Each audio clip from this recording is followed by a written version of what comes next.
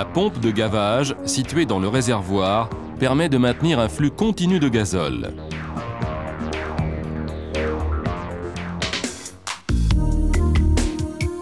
Le filtre à gazole participe activement à la protection du système. Il est muni à son entrée d'un élément thermostatique qui dérive, à froid, une fraction du combustible provenant de la pompe de gavage vers le réchauffeur de gazole.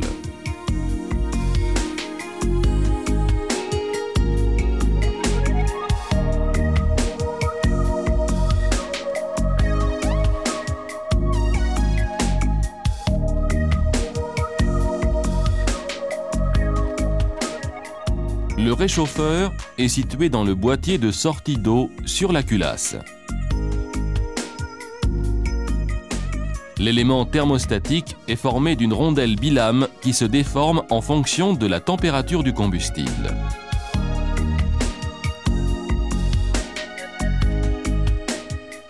Température inférieure à 15 degrés Celsius, le bilame ferme le passage direct vers le filtre. Le combustible est orienté vers le boîtier de sortie d'eau pour être réchauffé. Température comprise entre 15 et 25 degrés Celsius, le bilame divise le flux d'entrée. Une partie du combustible passe directement vers l'élément filtrant.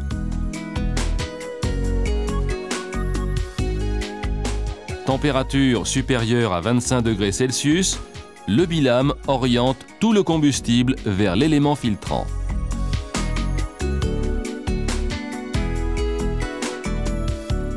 Un régulateur intégré permet de limiter la basse pression de la pompe de gavage.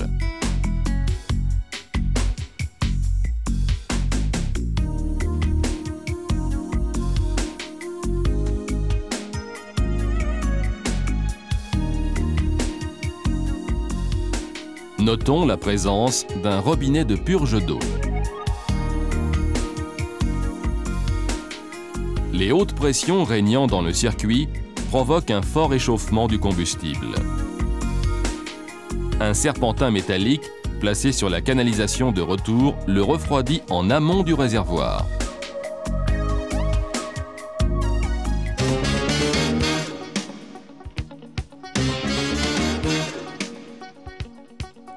La pompe haute pression à 3 pistons radiaux est entraînée de façon non synchrone par la distribution.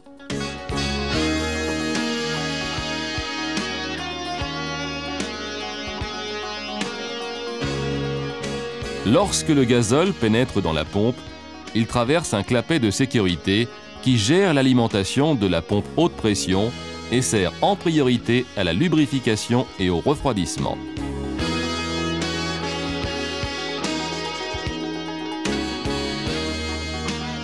Lorsque la basse pression est supérieure à 0,8 bar, le piston du clapet se déplace, ouvrant le trou d'alimentation des éléments de pompage.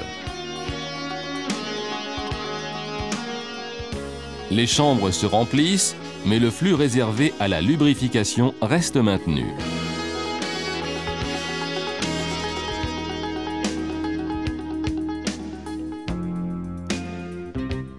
Le gazole, mis en pression, se dirige vers la rampe d'alimentation et les injecteurs.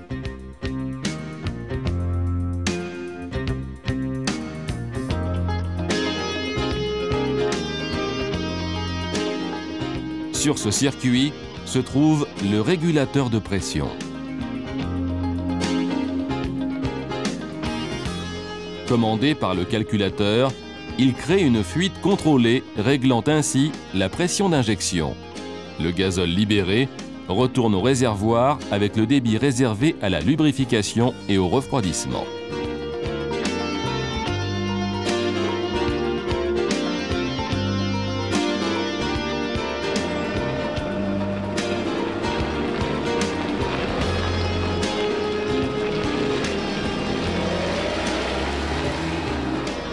Pour diminuer la puissance absorbée en faible charge, la pompe comporte un système de désactivation d'un piston.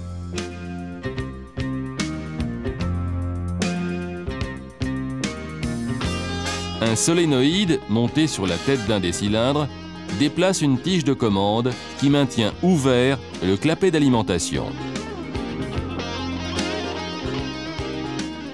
Aucune mise en pression sur le gazole ne peut se produire, car ce dernier retourne vers l'admission.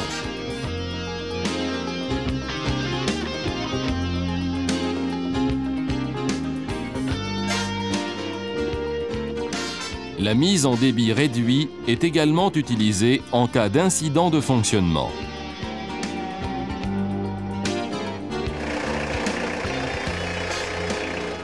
Moteur à l'arrêt, il ne subsiste aucune pression dans le circuit.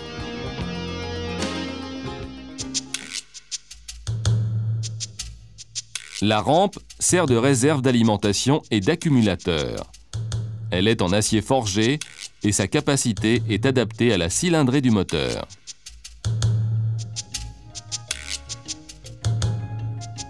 Le gazole sous pression arrive dans la rampe d'où il est distribué aux injecteurs.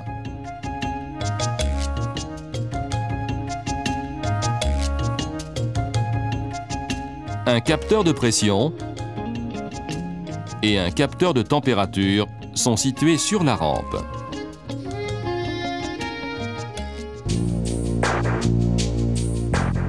La partie inférieure de l'injecteur ressemble au modèle classique multitrou d'injection directe. Le sommet est surmonté d'une électrovanne de commande. Le solénoïde de l'électrovanne est fixé sur le corps de l'injecteur par un gros écrou. Il est formellement interdit de manœuvrer l'injecteur à l'aide d'une clé placée sur cet écrou sous peine de destruction de l'injecteur. Au repos, l'aiguille d'injecteur est appliquée sur son siège par son ressort. Dans sa partie inférieure, elle débouche dans la chambre de pression. L'aiguille est surmontée par le piston de commande qui est libre dans son alésage.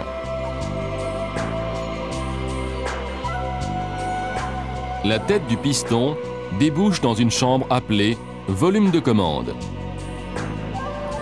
Cette chambre est en liaison avec la rampe d'alimentation au travers d'un calibrage et avec le retour au réservoir par un second calibrage. Ce circuit est fermé par la bille de l'aiguille pilote sur laquelle s'appuie le ressort principal.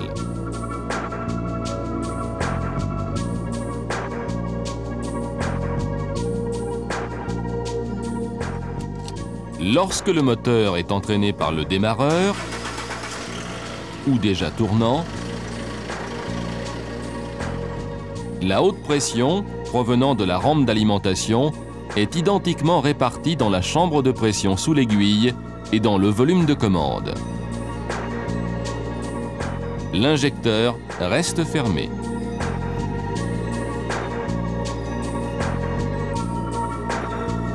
L'ouverture des injecteurs est réalisée par un effet de pression différentielle. Lorsque le calculateur délivre un courant électrique à l'électrovanne, il provoque la levée de l'aiguille pilote.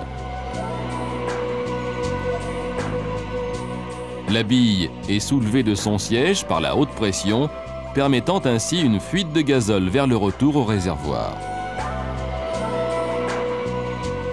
L'équilibre des pressions est rompu, le piston de commande remonte en libérant l'aiguille de l'injecteur qui laisse passer un jet de gazole vers la chambre de combustion.